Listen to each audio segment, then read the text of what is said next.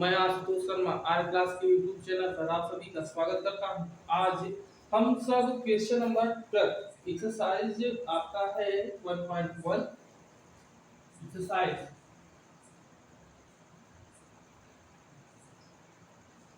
1.1 है और जो क्वेश्चन नंबर है वह 12। तो आइए देखते हैं क्वेश्चन नंबर 12 है क्या कि सिद्ध कीजिए कि समस्त त्रिभुजों के समुच्चय ए में r बराबर t1, t2, t1, t2 के समरूप है द्वारा परिभाषित संबंध r एक तुल्यता संबंध है। भुजाओं 3, 4, 5 वाले समकोण त्रिभुज t1, t2 पर विचार कीजिए, t1, t2, t3 पर विचार कीजिए कि त्रिभुज परस्पर क्या है संबंधित, एक दूसरे से संबंधित है। तो सबसे पहले हमारे पास दिया गया है कि त्रिभुजों के समुच्चय।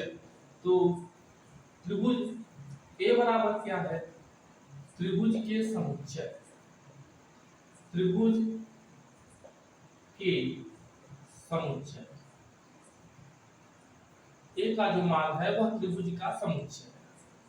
आर बराबर दिया गया है, जो रिलेशन दिया गया है कि t1, t2 और सच दैट t1 t2 के समरूप, t1 t2 के समरूप है।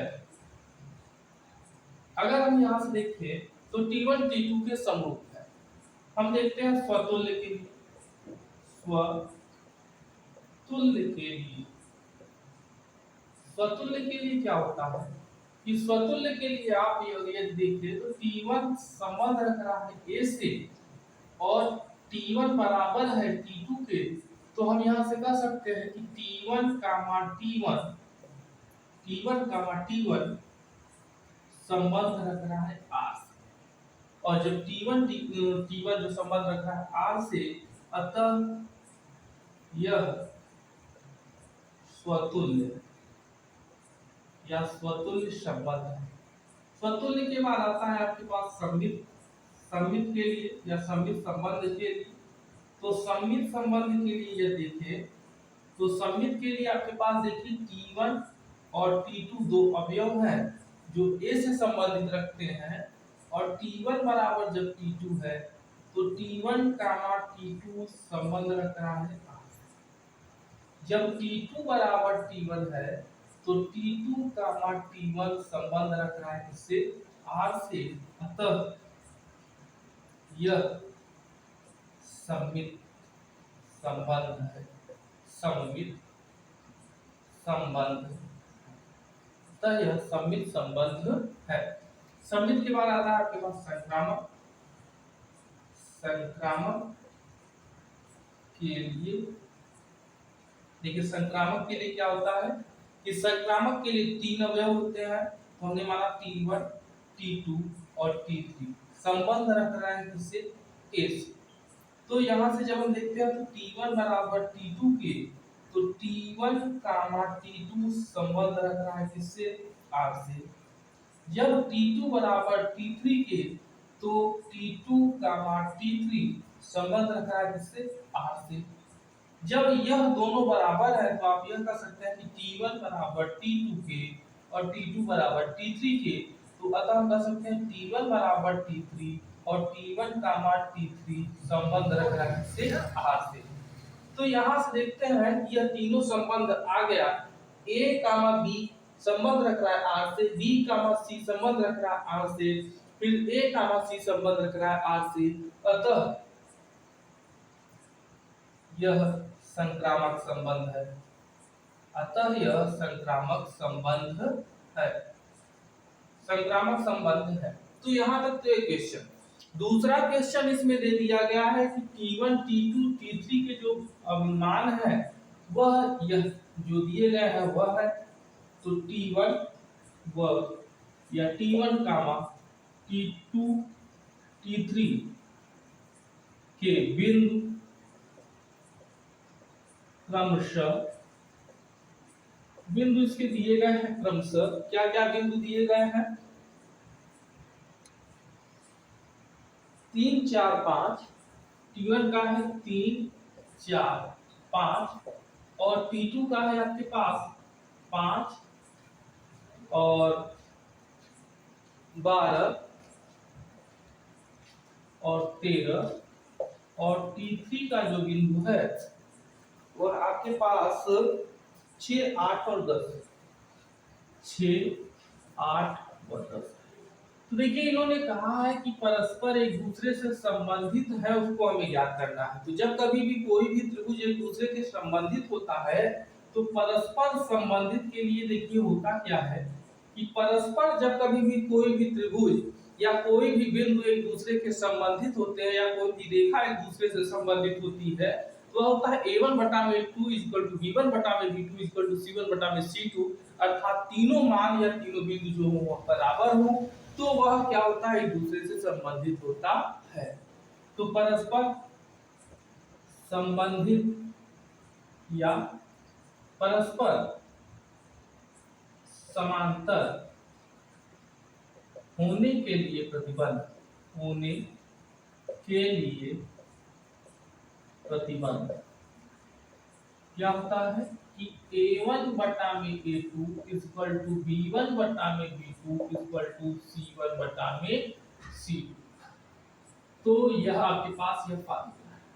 अब हम देखते क्या है कि जब t1 व t2 समरूप हो या समांतर हो तो हमारे पास क्या होगा कि t1 के बिंदु क्या है 3 और t2 के बिंदु क्या है 5, तो 3 बटा 5, यहाँ पर 4, फिर बटा में 12, फिर यहाँ पर 5, फिर यहाँ पर बटा में 13।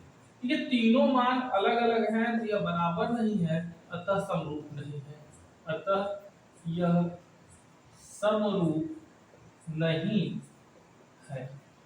उसके बाद आपके पास आता है कि T2 व T3 समरूप हो। जब T2 व T3 समरूप हो तो T2 का मान यह, T3 का मान यह, हमारे पास क्या हो जाएगा कि 5 और बटा में 6 इक्वल टू 12 बटा में 8 इक्वल टू 13 बटा में फिर 10। अब देखिए यह भी पूरा मान बराबर नहीं है, अगर हम इसको काटे भी तब भी आपके पास नहीं आएगा, 4 दूनी 8 4 3 12 अलग अलग आएगा। तो अतः यह समरूप नहीं, समरूप नहीं है। अब हम क्या कर सकते हैं, देखिए ए पहले क्या कर किया हमने T1 T2 फिर T2 T3 फिर क्या होगा T1 और T3। तो T1 और T3 समरूप हो, T1 और T3 जब समरूप हो तो हमारे पास क्या होगा कि T1 का मान 3 और T3 का मान 6, फिर इसका मान 4, इसका मान 8, इसका मान है 5, फिर इसका मान है 10, 3 1 3 3 दूनी 6, 4 1 4 4 दूनी 8, 5 1 5 5 दूनी 10। तो यहाँ से हमने देखा क्या सभी के मान है 1/2 1/2 1/2, तो सभी के मान बराबर हैं, अतः T1 व T3 समरूप है और बाकी क्या है समरूप नहीं है।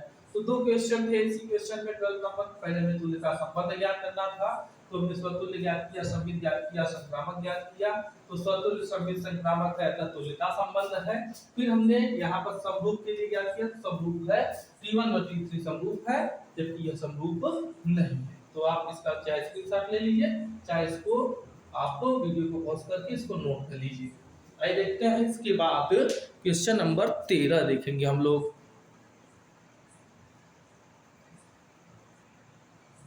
आइए देखते हैं क्वेश्चन नंबर आपके पास 12 के बाद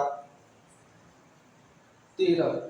ये 12 के बाद जो 13 नंबर क्वेश्चन है, 13 नंबर में क्वेश्चन में कहना है सिद्ध कीजिए कि समस्त बहुभुजों के समुच्चय ए में r बराबर P1, P2, P1 तथा P2 की भुजाओं की संख्या समान है। परस्पर संपरिभाषित एक तुल्यता संबंध है। 3, 4 और 5 की लंबाई वाले समकोण त्रिभुज से संबंधित समुच्चय ए के सभी अवयवों का समुच्चय ज्ञात कीजिए। तो हम देखते हैं ए बराबर जो आपके पास क्वेश्चन नंबर 13 है, ए बराबर है समस्त बहुभुजों का समुच्चय, समस्त बहुभुजों के समुच्चय ए का जो मान है वह क्या है समस्त बहुभुजों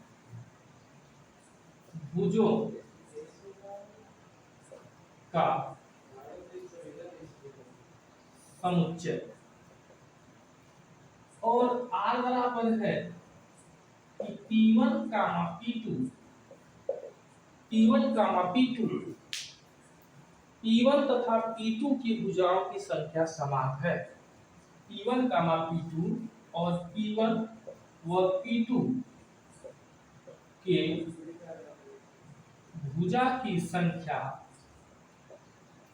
समान है। भुजा की संख्या समान है।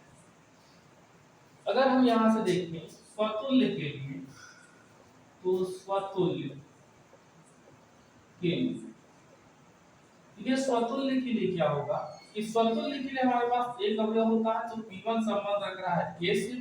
ठीक है, जो क्वेश्चन आ रहे हैं स्वतुल्य हो चाहे सममित हो चाहे संक्रामक हो, सभी में जो पैटर्न आपका है, जो स्वरूप है, वह एकदम उसी प्रकार है जिस प्रकार हमने पहला क्वेश्चन लगाया या जिस प्रकार से सभी क्वेश्चनों को लगाया जा रहा है।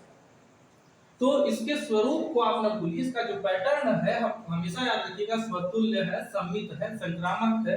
और कैसे है इसका इंट्रोडक्शन आपको हम एक जो वीडियो है एक्सरसाइज 1.1 के पहले सबसे पहला जो वीडियो है उसमें आपके पास जो पूरा इसका पैटर्न है उसको बताया गया, इंट्रोडक्शन में बताया गया, सभी चीजों को बारी बारी से बताया गया है। आइए देखते हैं स्वतुल्य के लिए P1, यदि P1 संबंध रख रहा है A से और P1 व P2 की भुजाओं की संख्या समान है, तो P1 बराबर P2 है, तो यहां से हम कर सकते हैं P1 कामा P1 और संबंध रखिएगा R। देखिए यहां से P1 कामा P1 कैसे होता है, आप यहां से कर सकते हैं, जैसे मान लीजिए P1 कामा P2 हुआ, लेकिन P1 P2 के बराबर है इसलिए हम यहां पर P1 रख देते हैं, क्योंकि दोनों संख्याएं जब समान होंगी तभी आपके पास स्वतुल्य होगा। तो देखिए P1 कामा P1 है, अतः स्वतुल्य संबंध है। स्वतुल्य संबंध, स्वतुल्य के बाद आता है आपके पास सममित। सममित के लिए, देखिए सममित के लिए क्या होता है, सममित के लिए हम हमेशा दो अवयव लेते हैं P1 कामा P2 और दोनों संबंध रख रहे हैं किससे, A से। अगर P1 बराबर P2 है तो यहां से हो सकता है कि P1 कामा P2 संबंध रख रहे हैं R से। ठीक, अगर यहां से हो जाए P2 बराबर P1 है तो हो जाएगा P2 कामा P1 संबंध रख रहा है R से। जो R है यहाँ पर, R का मतलब रिलेशन है, R का मतलब यहाँ पर रियल नंबर पता ही नहीं है, अर्थात रियल नंबर आप नहीं मानेंगे, यहाँ पर रिलेशन है। तो अतः यह सममित संबंध है। अगला आपके पास आता है सममित के बाद आता है संक्रामक। संक्रामक संबंध, संक्रामक संबंध के लिए देखिए, संक्रामक संबंध के लिए या संक्रामक के लिए, देखिए संक्रामक के लिए क्या होता है कि संक्रामक के लिए आपके पास तीन अवयव होंगे P1 P2 P3 और तीनों संबंध रखेंगे A से। अगर हम इसका संक्रामक संबंध निकालें तो P1 बराबर P2 के, तो P1 कामा P2 संबंध रख रहा है R।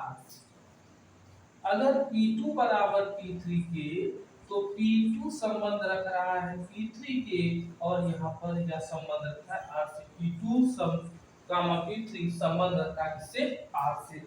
अगर यह दोनों बराबर है तो हम यहाँ से कर सकते हैं कि P1 बराबर P2 बराबर P3 और यहाँ से हो सकता है P1 बराबर P3, तो P1 कामा P3 संबंध रख रहा है R से, अतः संक्रामक संबंध है।